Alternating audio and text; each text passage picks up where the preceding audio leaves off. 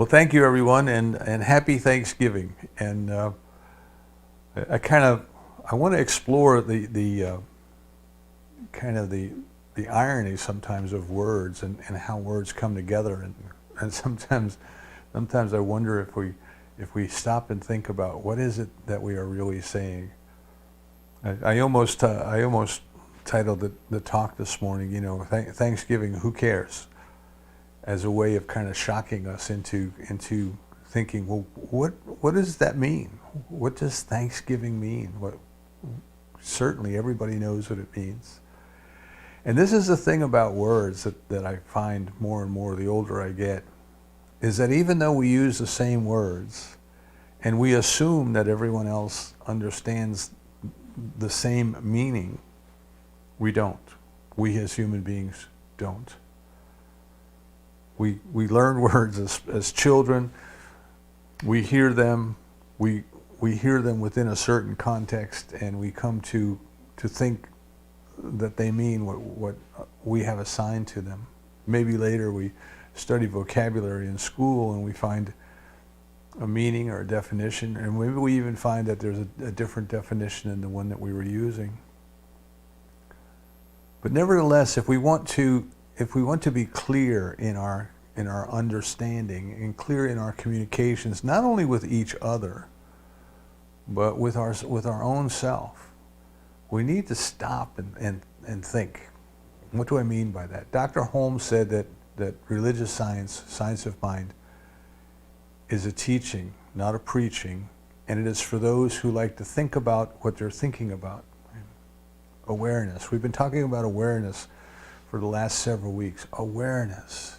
We as human beings, we have this gift that has been given of awareness, but we may not always use that gift. We may not always open that gift. We may kind of go through life on autopilot. Have you ever been on a long road trip and you're driving down the road and you look up at the road sign and you suddenly realize, well, my goodness, I've gone over 20 miles since I last remember seeing a road sign. Who drove that car for the 20 miles? Part of us did, but it wasn't the awareness part. It wasn't the part that we are consciously aware of. And it's important that we remember that, that at this stage of development, there are parts of us that function at a level that the other part doesn't know. The conscious awareness knows, but it doesn't know what the subliminal conscious knows, right? Carl Jung said this. He said there's two parts of us. One doesn't know entirely what the other's doing, and it can't communicate directly with it. And this is why he was into interpretation of dreams. He said if we understand the symbolism in our dreams, we kind of get a clue as to what the subliminal or subconscious mind is thinking.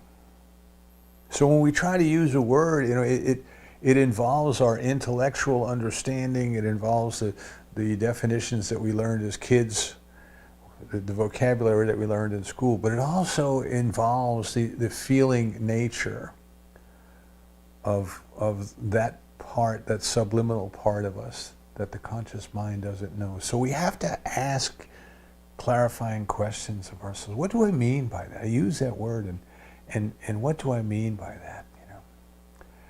And Thanksgiving is one of those words. And celebrating Thanksgiving is kind of, almost a combination of words that we really need to stop and ask, what are we doing? What are we doing when we celebrate Thanksgiving? Why do we celebrate Thanksgiving? Why is it important?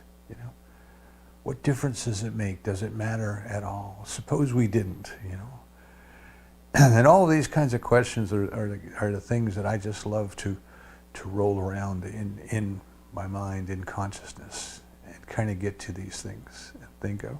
So if we look at the Thanksgiving holiday, the celebration of Thanksgiving, the first thing is celebration according to the dictionary. Right? A celebration is marking our pleasure in an event. Marking our pleasure in an event. That's what celebration is, It's kind of like an outward expression of our pleasure. And the definition goes on to say, usually with some sort of social activity, usually some sort of social activity. And I think, some of the greatest celebrations that we experience in life are weddings and baptisms of babies and things like this, where people get together and they're obviously joyful and pleased and happy, and they're celebrating and they're dancing and they're singing and eating and all of these wonderful things. They're celebrating, marking the pleasure of an event. So if we say we're celebrating Thanksgiving, we are marking our pleasure with Thanksgiving. Now, and what do we mean by that? Thanksgiving should be giving thanks, right?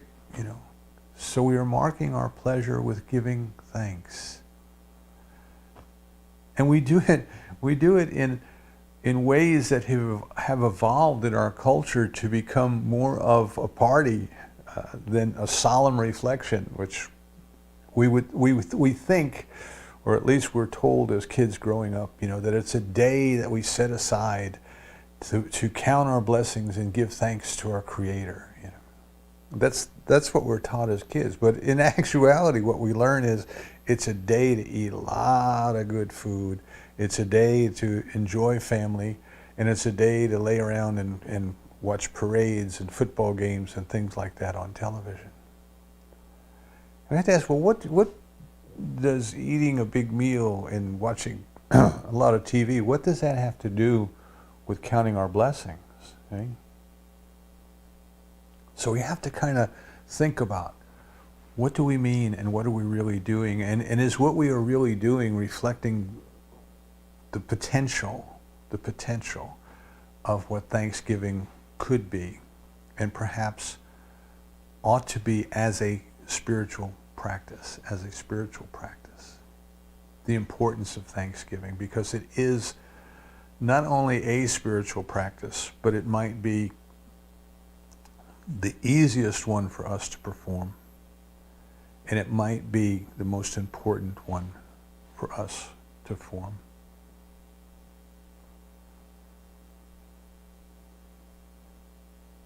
There's an old story, teaching story that ministers use, and it goes on to illustrate how we do things without ever stopping to question, without ever stopping to ask what we mean by that. And that's what we're trying to do here today.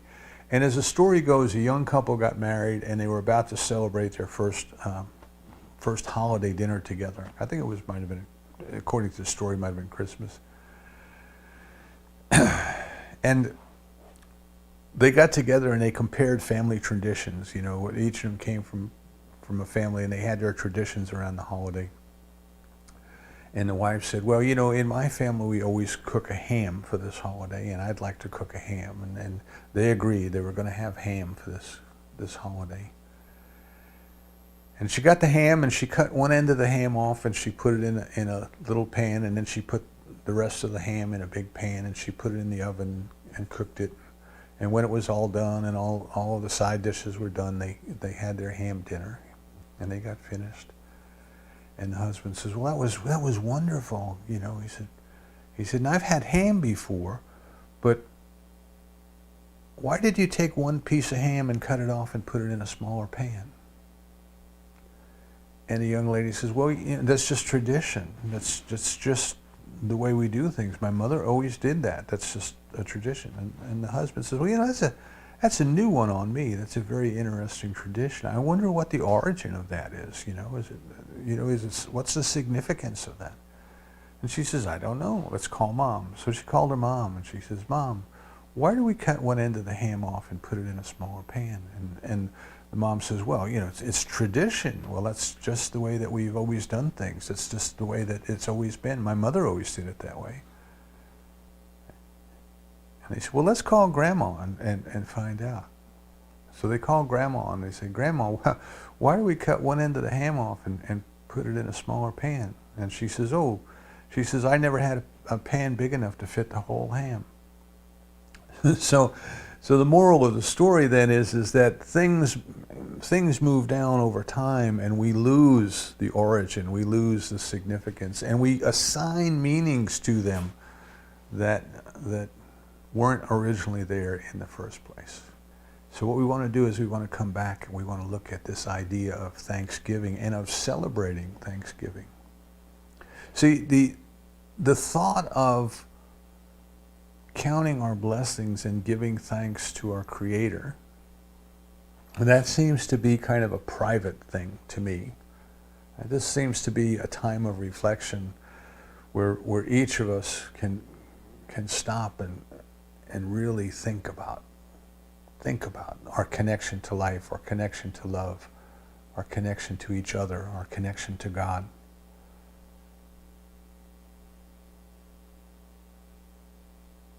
And to celebrate that in a public setting, in some type of a social event, almost seems counterintuitive, you know.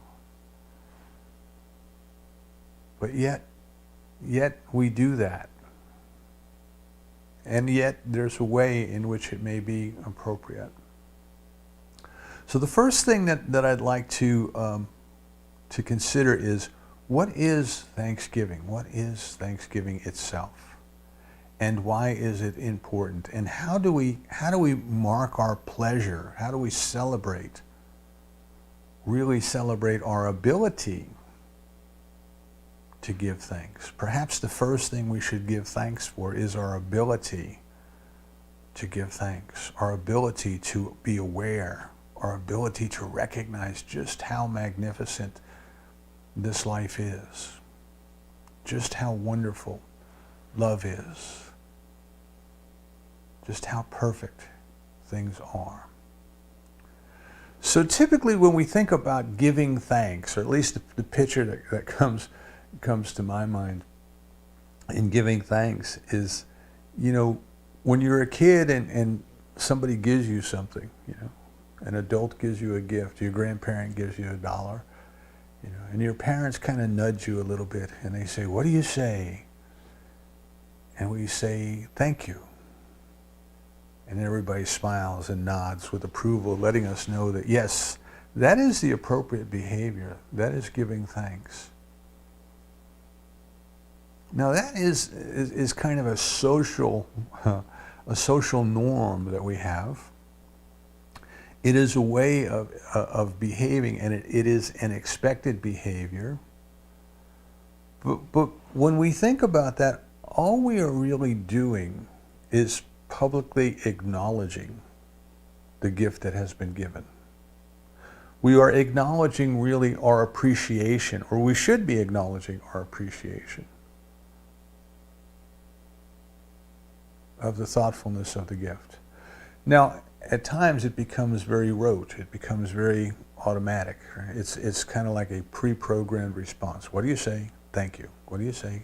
Thank you. And it may lack the sincere appreciation of what has just transpired. In other words, we can mouth the words, we can say the words, but do we really have the sentiment that goes with them? Right?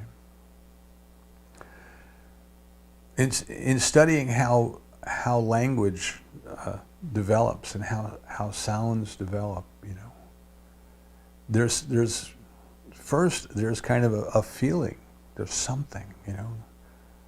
Now, baby doesn't know words, you know. It learns words as it's growing, but it feels something, and it expresses that something in a sound, you know. Kind of the purest form of communication, a little baby cooing, you know.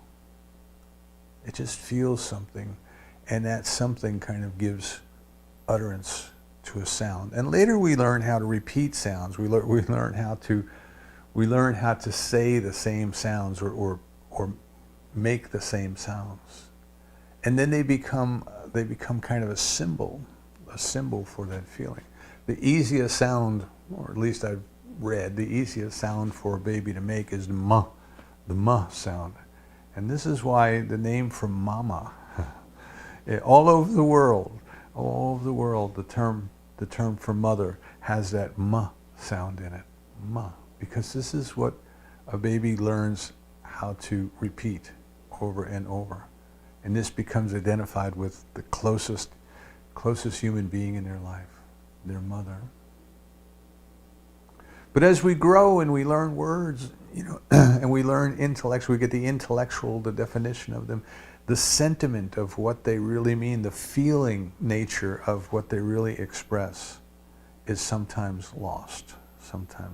And what I'm suggesting is that this saying thank you may at times lack the sentiment that perhaps originally should have been the motive force behind it. Go off on a tangent. To me, it's like singing and dancing. Singing and dancing are natural expressions of our joy. Babies do it, children do it, little ones do it. They just do it. They start to give a little melody, and their little body sways, and they're just joyfully celebrating. And this singing and this dancing is a joyful expression, a joyful celebrating. They're marking their pleasure with this. And it doesn't have to have structure. It doesn't have to have a scale, major or minor. It doesn't have to have 3/4 or 4/4 time. The feet don't have to move a certain way. The toes don't have to be pointed. And all of the different things that if you watch the dancing shows on TV, they have taken that which should be a spontaneous celebration, and they have made it into this formalized discipline of movement. And sometimes it kind of lacks that expression, or at least to me when I watch it, it lacks that expression. People are more into technique than they are into the freedom of celebrating through dance, through singing, the music.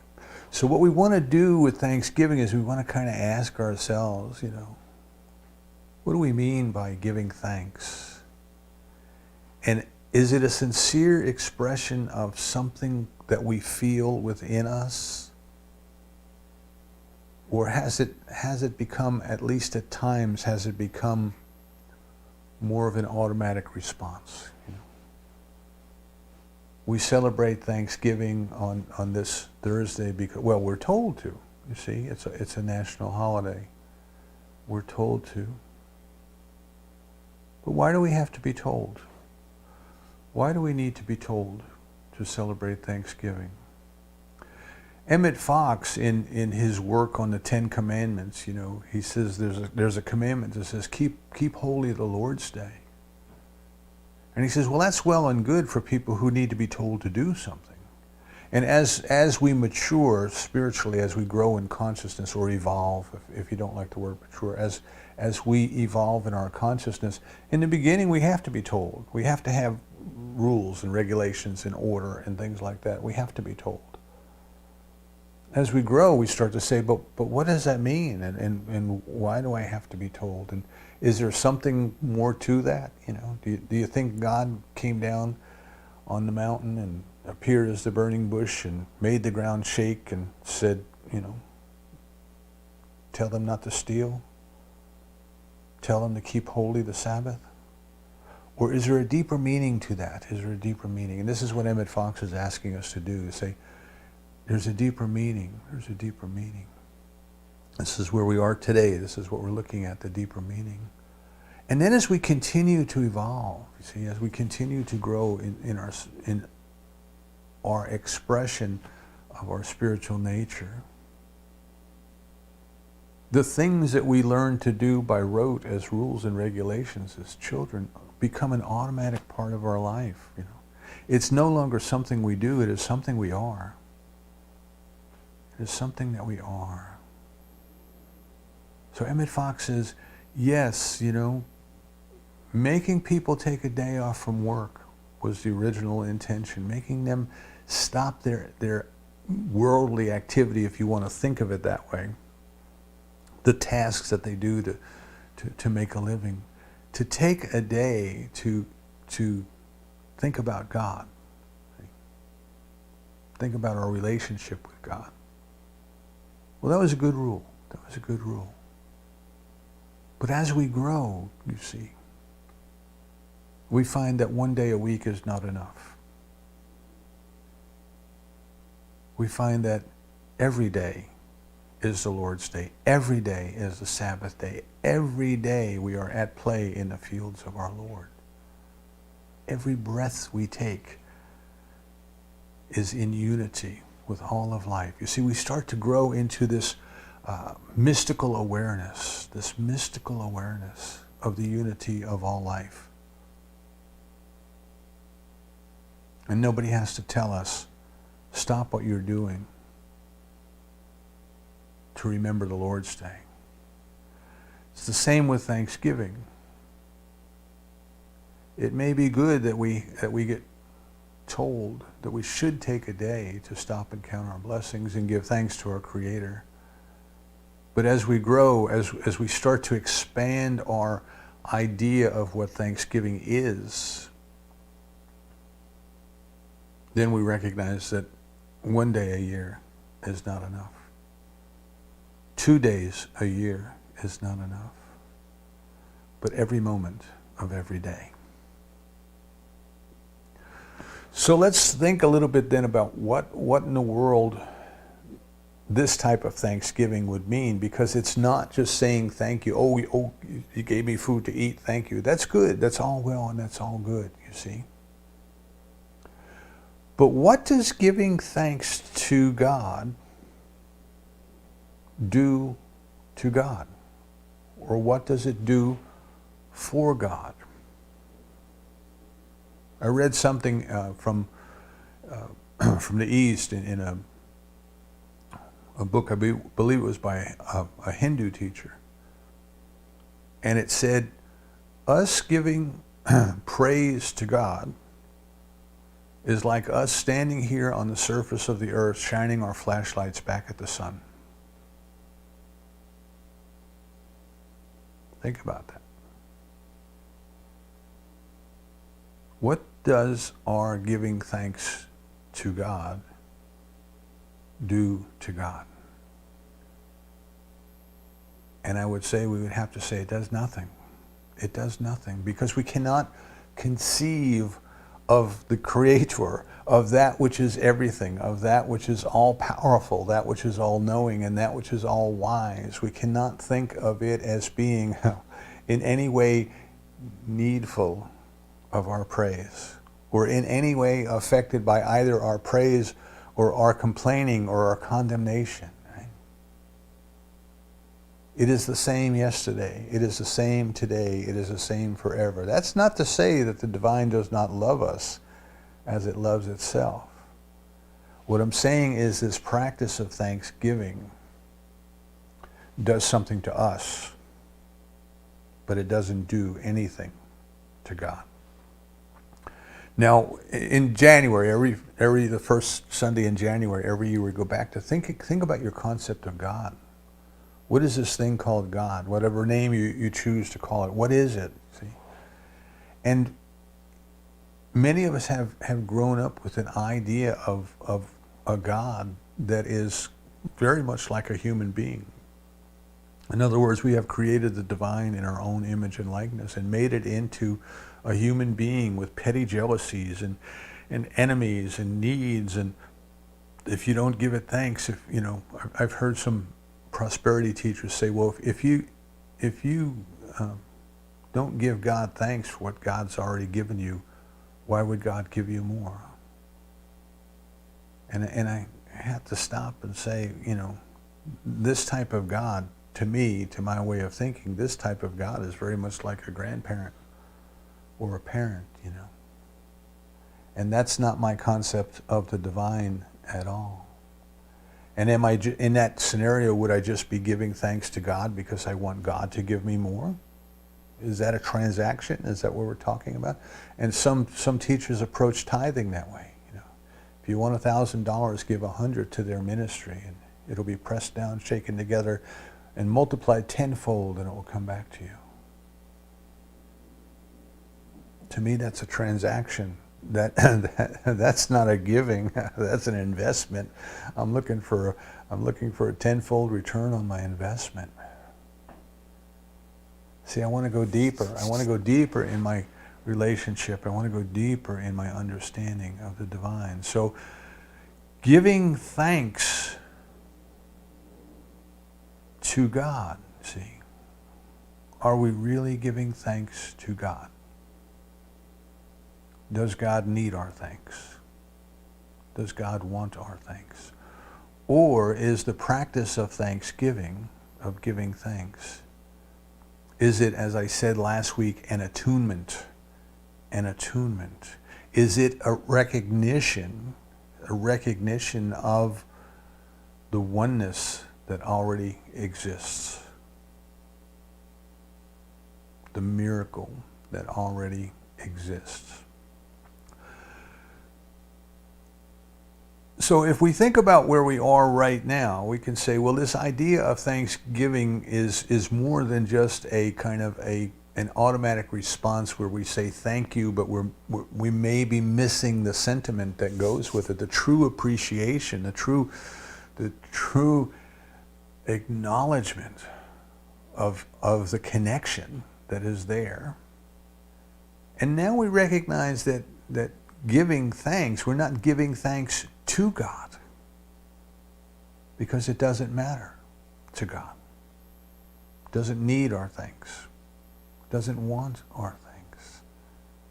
I love Meister Eckhart. Now, there's something going on in the area we now call Germany around the year 1300, because we had Meister Eckhart, we had Hildegard, we had these different mystics kind of popping up in the valley there. And Meister Eckhart said something that when I first read it, I had to stop, because it was almost blasphemous when I read it. At least that's the way I took it. And he said, I never thank God for loving me. And I paused.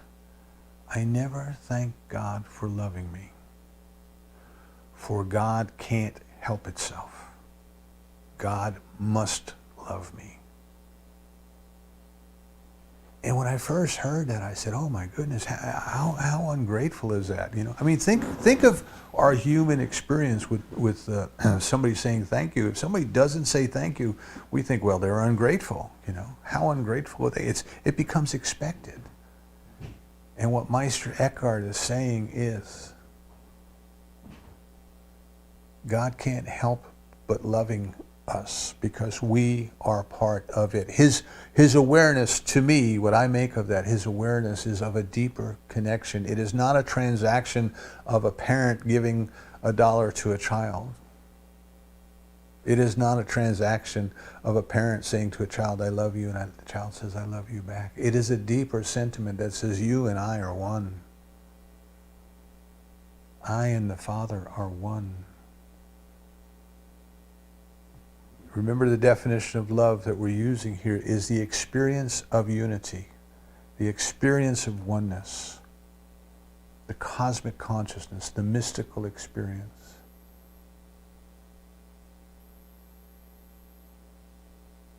God already experiences itself at one with us. I love at-one-ment, not atonement, at-one-ment.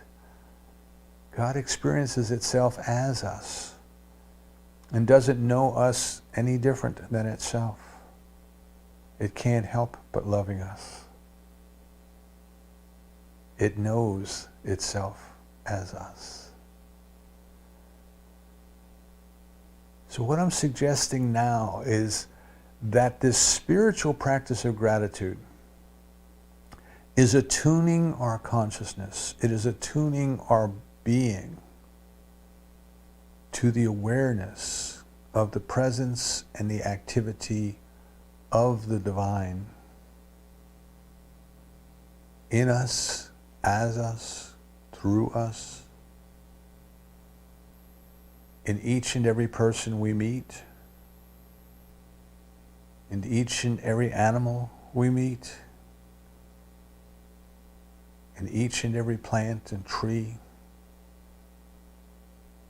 in the stars in the heavens, the galaxies, the universes, every breath we take, every meal we eat, every moment is a sacred moment. Take off your shoes, for the ground you are standing on is holy ground. The presence and the activity of the divine are right here, right now, this instant. When we recognize that presence, when we truly recognize that presence, to me that is what the term blessing means, blessing. See? When I was a kid and I grew up, the idea of blessing was something that was done unto us. It was something that somebody outside of us, somebody who had all of the power, the clergy, that they had outside of us. Well, they could somehow say words and move their hands in a certain way that somehow a magical power. This is a child's impression, by the way. Right? As a little kid growing up, somehow something was done unto us. We were given a blessing. That's the way I understood it. And I don't understand it that way anymore. I don't think there's anyone out there who can wave their hand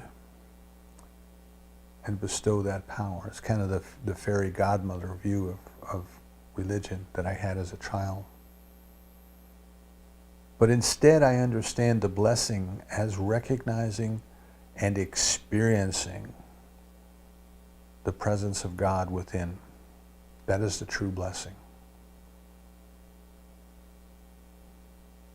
And that is true thanks. That is true gratitude. That is true celebration. See? When we recognize the presence and the activity of the divine within us, we have to find it within us first before we can see it in another, before we can truly experience it in another. We can pretend, we can look at others and say, oh, well, they're so holy and they're so saintly and they're all these things, but we're missing the piece, right? Because we don't have the experience. We haven't yet had the experience to understand. Remember, I keep saying this experience of the divine, it is not an intellectual exercise. It is not a mathematical 2 times 2 equals 4. It is an experience.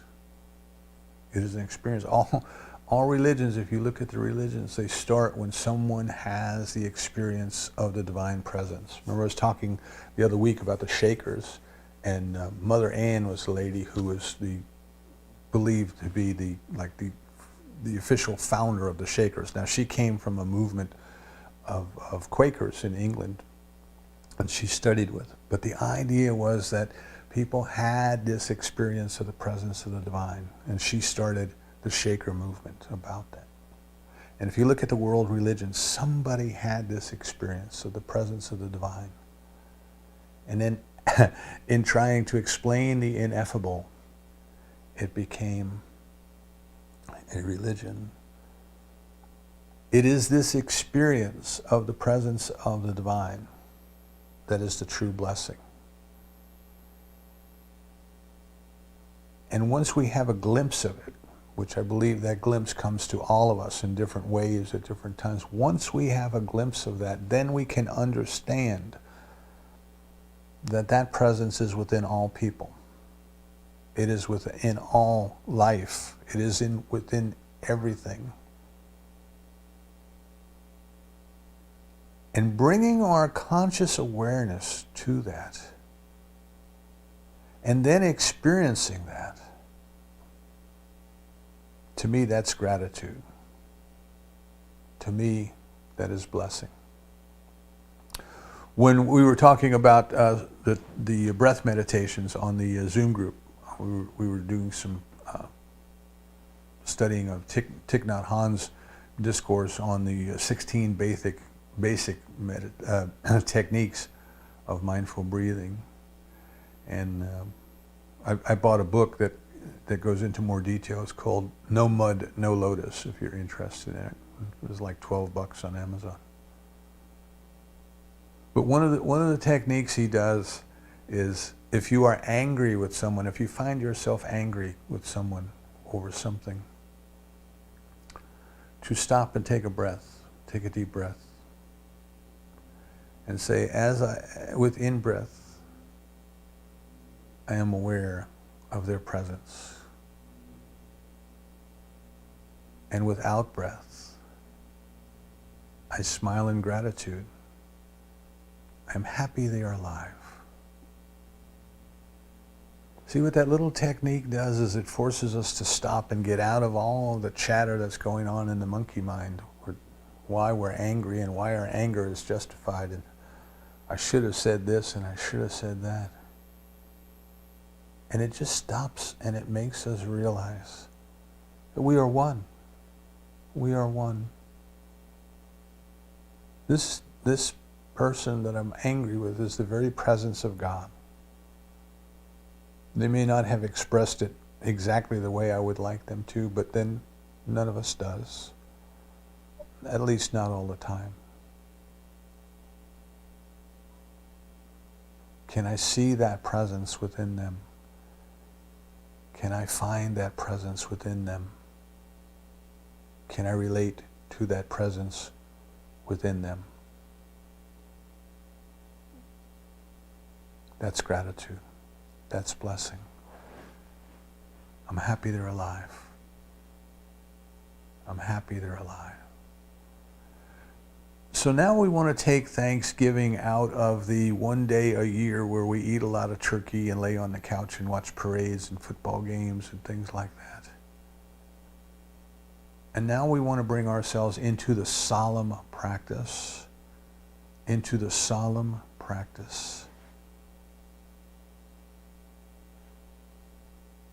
of acknowledging the gift of every moment, acknowledging the gift of life.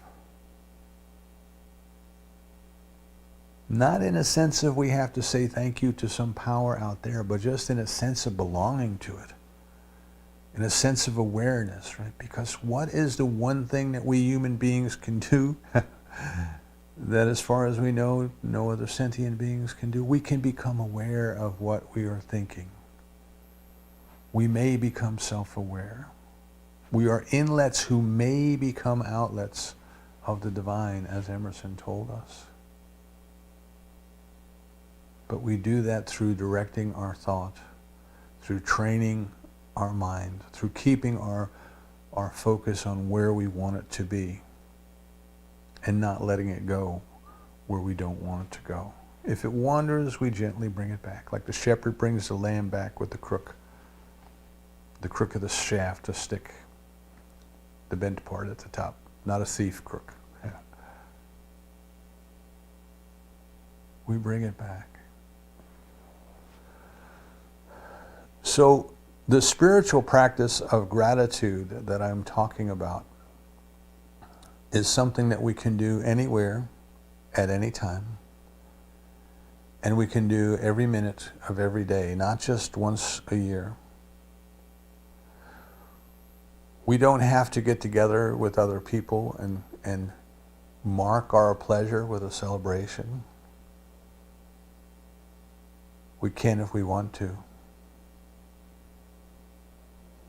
But what's more important for our growth, because as I say, Thanksgiving doesn't do anything to a power out there, but it attunes our consciousness to the gifts that have already been given.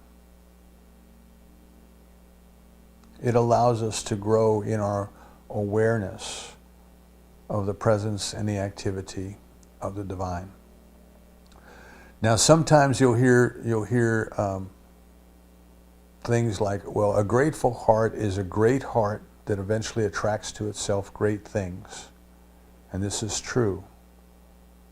But my caution here is we don't want to develop gratitude as a transaction. We don't want to go into this idea of gratitude as a spiritual practice saying, well, if I'm grateful for this, I'll get more of it in my life. You will, no doubt. You know that which you bless, comes to you, that which you curse moves away. No doubt. But attracting more things into your life is not the purpose. The purpose is to grow in the experience of God. I think it was Aquinas or Augustine. It was Augustine who said, I ask nothing of thee, not even thy love. I only want thee. It is that experience of the presence of the divine that is all, that is everything, that without it there is nothing, that kind of thinking. So we wish to experience the presence and the activity of the divine simply in order to experience the presence and the activity of the divine. Not to create some type of an outward celebration so other people can see that we are celebrating. Remember the New Testament says, don't hold your coins up high and drop them down into the plate so everybody can hear your money going in. We are not trying to develop gratitude as a spiritual practice because that way we'll get more stuff. You know, we'll put $100 in the plate and maybe 1,000 will come back to us. We're not trying to do that.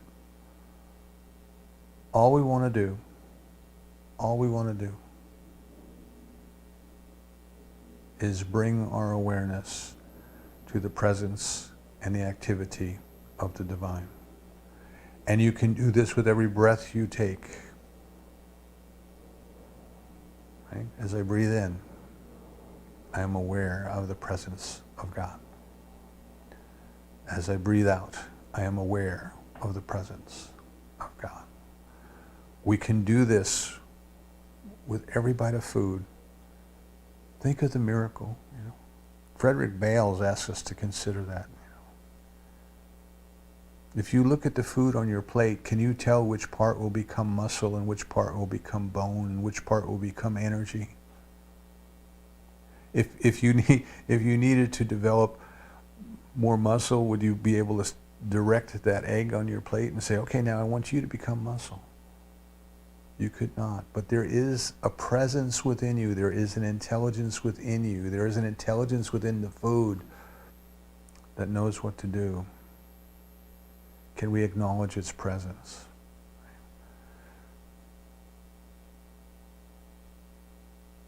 So this is why I see the practice of saying grace over our meals a little bit differently than I did when I was a kid. Instead of saying thank you, God, for these gifts, which is good as far as it goes, to me it's deeper to say I am one with these gifts. We are one because we are part of the same presence.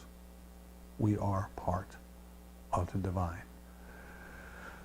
So then every minute of every day, as often as you can, if you have that bell to remind you on your phone when that bell goes off, can you stop right then and say, how am I experiencing the presence of the divine right here and right now? If you can get out of the house and go sit in nature, you know, how magnificent it is. Right now where we live, the trees are putting down tons and tons and tons of leaves. They're done with them. But they are decomposing into the fertilizer that will grow next year's trees. How amazing is that, you see? So Thanksgiving then is not something we do to another or for another. It's not necessarily something we do in a group setting, although we can all get together and just like we're doing now, just sit in awe at how amazing life is. But gratitude is counting our blessings. Gratitude, and remember, for blessing, what my definition is, realizing the conscious experience, the realization by conscious experience of the presence and the activity of the divine. Can we realize the presence and the activity of the divine in everyone and in everything, and that's counting blessings. That's blessing them, but we're not doing anything to them. That's blessing us. We see and feel the presence. We can do it all the time. We can do it everywhere. St. Paul says, in all things give thanks. He doesn't say for all things give thanks. He says, in all things give thanks.